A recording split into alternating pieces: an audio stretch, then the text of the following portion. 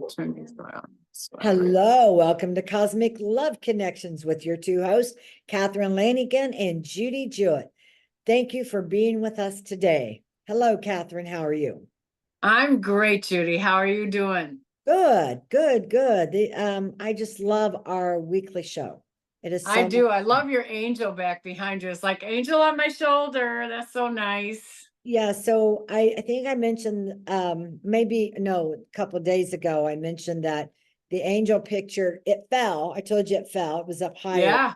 And the thing is I'm going to put it on the wall, and I bought a light that goes over, I mentioned that, over the head of it. And I'll see how Oh, that'll be that shows nice. up, because it's still, as many lights as I have, to me, the wall still looks dark, and I don't know what to do about it. So Yeah. yeah, who knows? It's kind of, Well, it's still a nice color. It's not like dark. yeah, it's a It's yellow still a beige. good color. It's yeah, so what would you like to talk about today? We talked about, before we came on. Well, let me just say what we're going to talk about. Okay. I'm going to tell us what we're going to talk, if that's all right.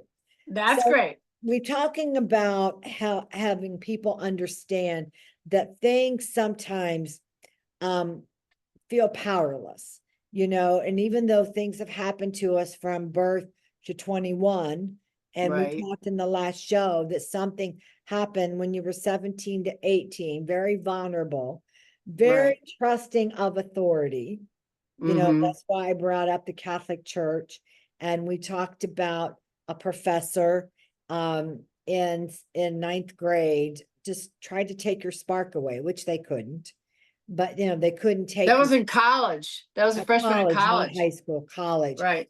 And then how 14 years later, you told you were at somewhere, and then a psychologist was there and told you, what, wait a second, that person saw your light, and they were Right. envious and wanted to hide Yeah. you. So Right. let's talk about what I would like is, because we want to talk about how the angels are with us.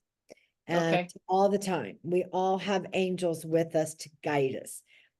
Even as I said that I was in Costco at another show a couple weeks ago, and I felt very strange and got this sense. I had already put protection up, and I feel I was guided from the angels. Walk away now, go do this, right? That's right.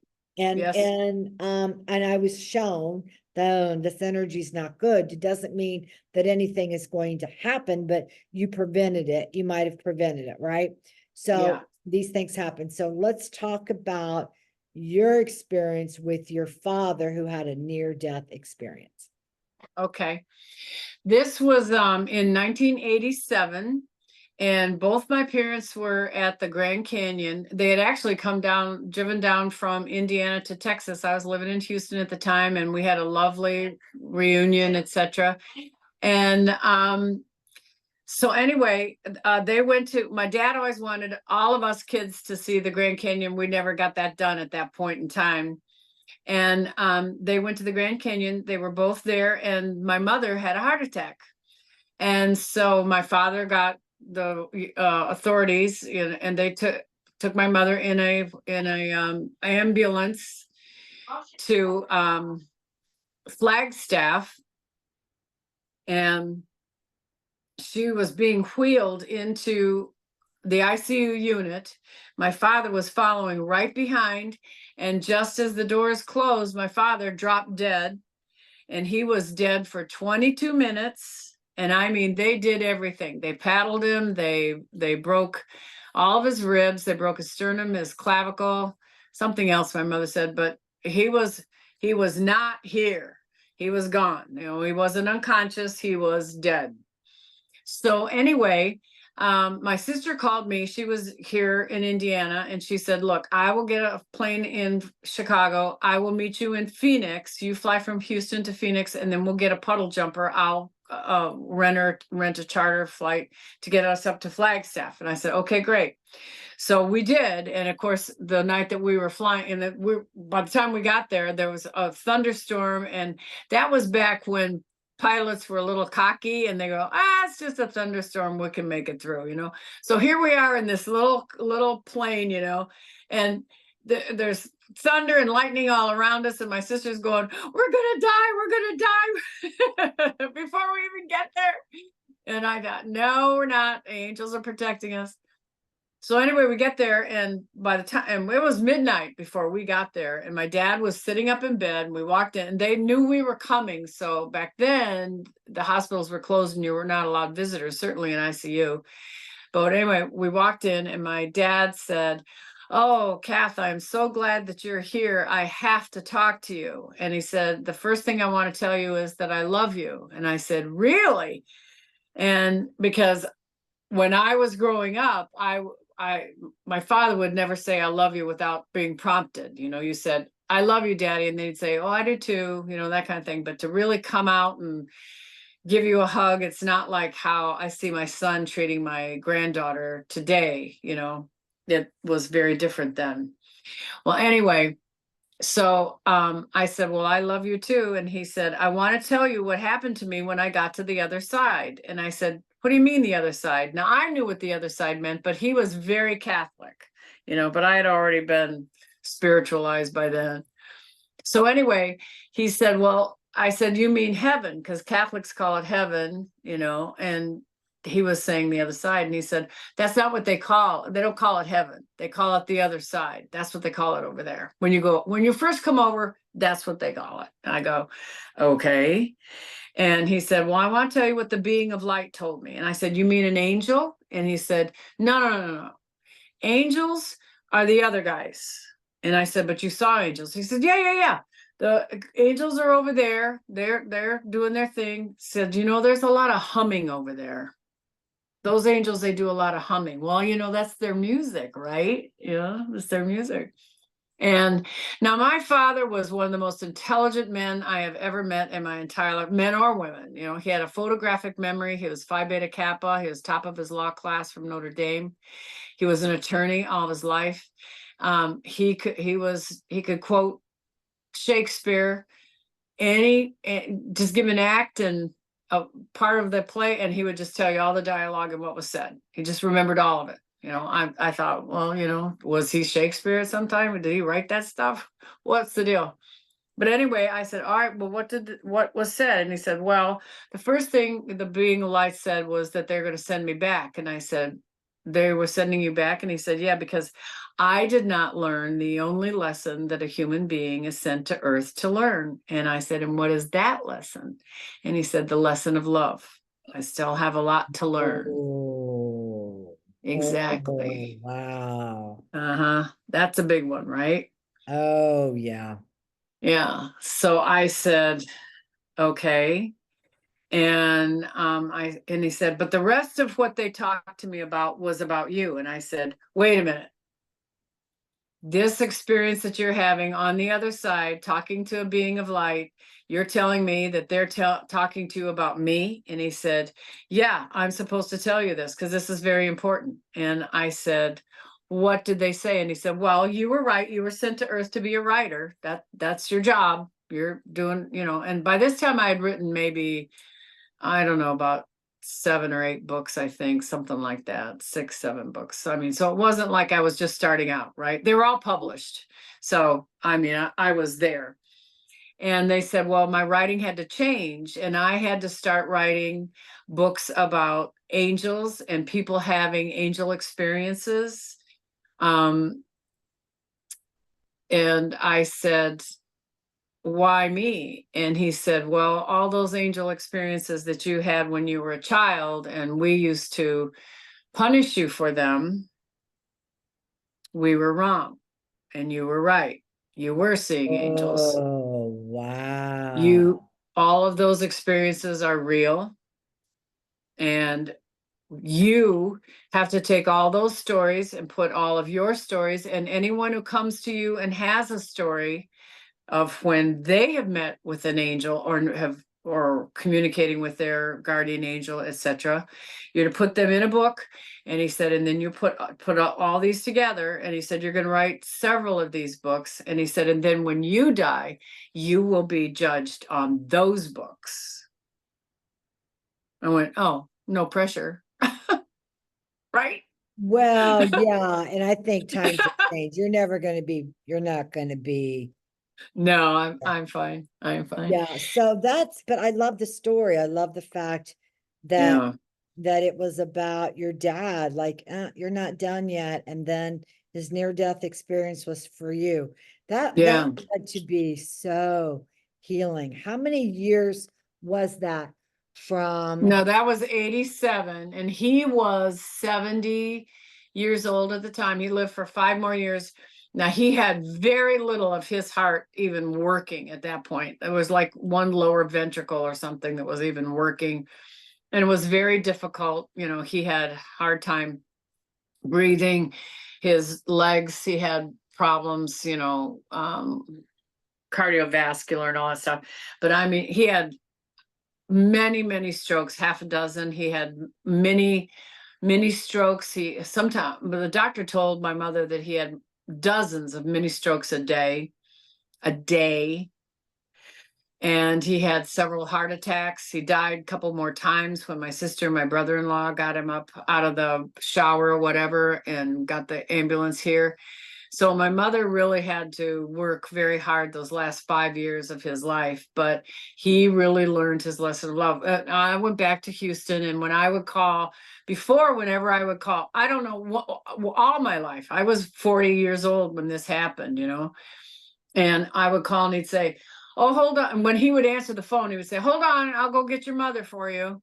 Well, now when I would call, he'd say, "Well, tell me about the writing. How's the writing going? What are you writing now? Have you got something you want to send me? I'm pretty good at, doing some editing. I can help you out. What do you want me to do? And how's everything else? How's my grandson?" He never acted like that. He would just hand the phone over to my mom, and my mom would tell me everything that was going on. That was our generation, because my father It was that generation. had a heart attack. He was starting to have a heart attack, and they were in Florida, my mom and dad, and my brother-in-law and my dad went somewhere, and I don't know if his chest got heavy or he was showing signs, and he went into the hospital, and they said, "You need a triple bypass. You're ready to have a heart attack." And Yeah. um and in that moment, during that time, they wouldn't let him out of the hospital, that he called each of his children, 7 children, and told each of us that he loved us. Exactly Oh, like you. yeah. Never, because when your heart's closed, yeah, diet has a lot to do with it, stress, Yeah. but it has a lot to do with you're not open to love, Yeah. right? Yeah. Right. You're not open to Exactly. love. And then things did change some. I wanted to ask you about the years from the time that you were a freshman. 14 years later, you meet a psychologist who said somebody else is trying to guilt you into writing, right? And then Mhm. you meet a psychologist that says, you were never supposed that, someone was trying to hide your light. Then from that to your dad's near-death experience, how many years went? From the time that I started writing to, well, I'd say it's probably only about 6 years Because from the that's why time you that, started writing in your early 30s again. yeah, I started writing in my early 30s. And when I wrote my first book, I had almost all of it done, and I sent it to the writer that had said, "I'm ashamed of you." He had given me his card. And I mailed it to him. He lived in Dallas, and I mailed it to him, and I didn't hear anything for a month or whatever. And I thought, well, I at least tried, right? He's probably telling me how bad it is or anything. And he calls me this one day, and he says, "Thank you for sending me your manuscript. I was in Mexico on an assignment from ABC, blah, blah, blah." And he said, "I read your book. I thought it was damn good. I sent it to my agent, and she's going to call you in 30 minutes. And I went, "What?" And so this woman calls me from New York, and the first thing she says is, "Kathy, you are startlingly talented." Wow. So that was validation to me that that was somebody was wrong. I should have gotten a second opinion, that was really. But at 17 or 18, at 18, how do you do that? Well, Right? yeah, exactly. I mean, and I was in a Catholic school, a very, very Catholic girls' school. So I'd gone from my Catholic background here to a Catholic girls' school there. And, it was very, it wasn't as strict as like the little kids, those poor nuns, we had like 40 kids in a class, we were in a gymnasium. There were so many kids, it wasn't like you had only 15 kids. Well, now I went to this, private girls' school where there was, in a lot of my classes, especially the accelerated ones, there's only maybe 9, 10 girls. They weren't really big, some your social class where the nurses were and stuff, those psychology classes, there was just tons of kids, tons of girls. But the ones that were specialized, especially English, in some of my accelerated English classes, linguistics, I think we had 6 people. Nobody wanted to take linguistics, I'm going, well, that looks really hard. I think I'll take that one. That's good. Oh, yeah, Yeah. And I that's was taking, 21, 23 hours every semester. I wanted to take as much as I can. I did not date. I did not go to football games. I didn't do anything. I did one thing when I went to college, and that was study.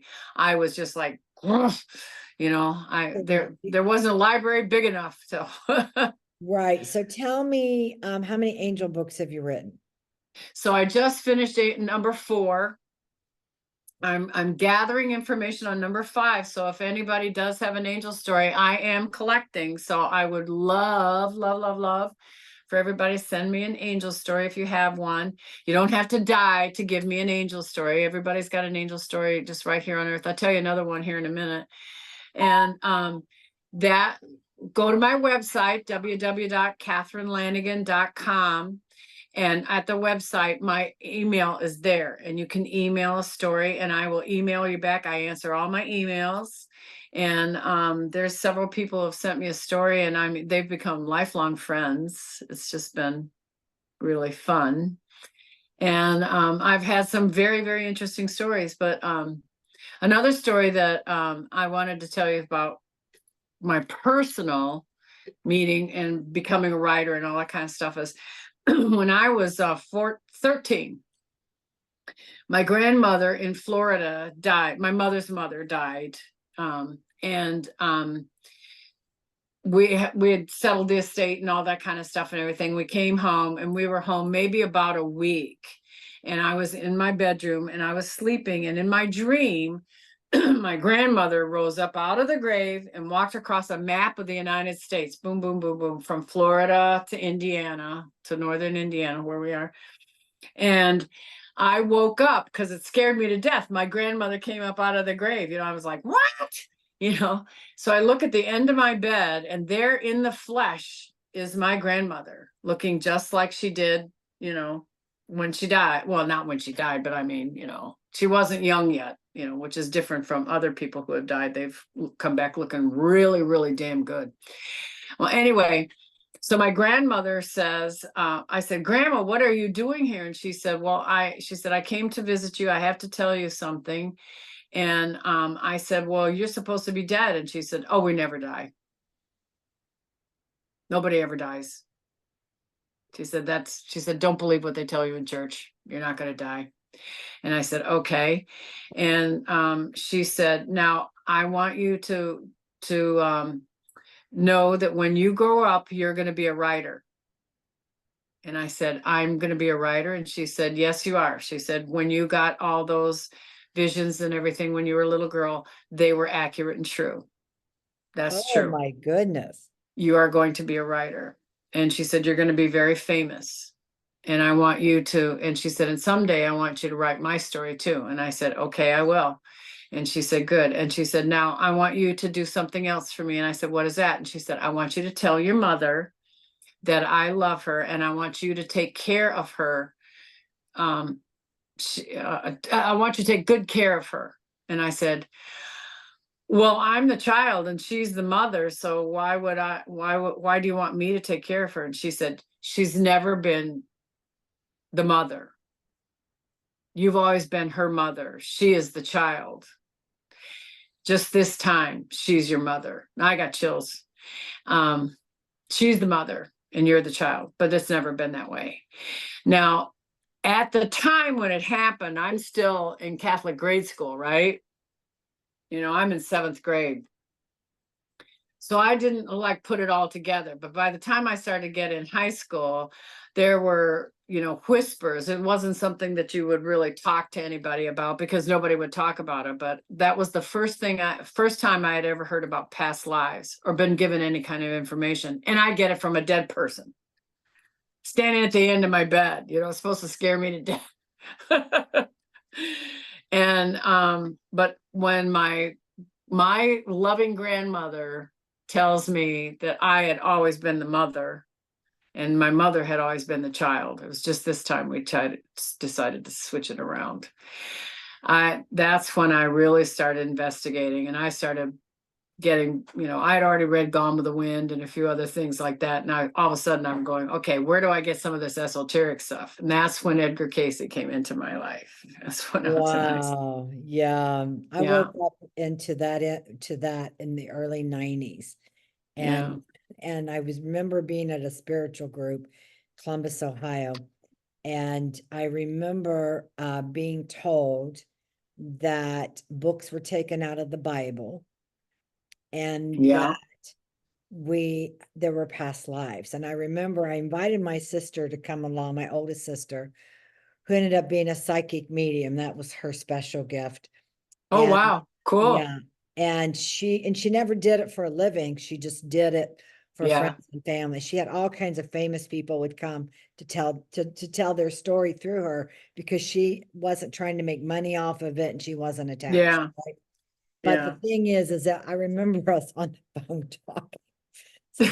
Can you believe this? They're talking about past lives. Like, Right. this is not like, I don't know if I believe this. It took me years, probably 4 or 5 years at least, before I'd been so brainwashed in the church Yeah. that Yeah. I didn't know. And I already knew that there were angels. I always believed in angels. And Yeah. but the whole thing with books were taken out of the Bible, trying, Yeah. and we don't know the real truth. Yeah. Yeah. It was a shock when we started really finding out. And then we started finding out more and more and more. And I was just like, wow. And then by the time which is interesting, is when I first got to the Catholic college, one of the first girls that I met, she was from Thailand, and she was a postulant. She was a nun. And we were sitting, they had smokers where the girls could go and watch TV and play pinochle and smoke and all that kind of stuff. And she was there, I mean, within the first week or something. And she said, my name is Shaolin. And I said, oh, she was so exotic, she was from Thailand. And I loved it. I just grooved on it. She said, well, let me read your palm. And I said, you want to do what? She said, oh, we all know how to do that. She said, we learned that when we're children. It's just, oh, how cool is that? Well, anyway, she read my palm and she pulls my hand out, closes it and says, I'm not going to read it. And I said, why? And she said, there's too much tragedy there. And I went, okay, I'm only 17. I don't know if I want to go on with this. Another person trying to tear you down. Yeah, well, she probably did see that. I mean, there was a lot of stuff there that all happened, just like she said, but it's what you make of it. Is it lemon or lemonade? Well, I like a lot of sugar in my lemonade. I had a channeling with Archangel Michael and Archangel Metatron, and Archangel Michael said, well, you've had a very hard life. And then it was Wow. most of us that come here have had a very hard life. Yeah. Right? Yeah. This is not a candy store life. This is No, it's not. here.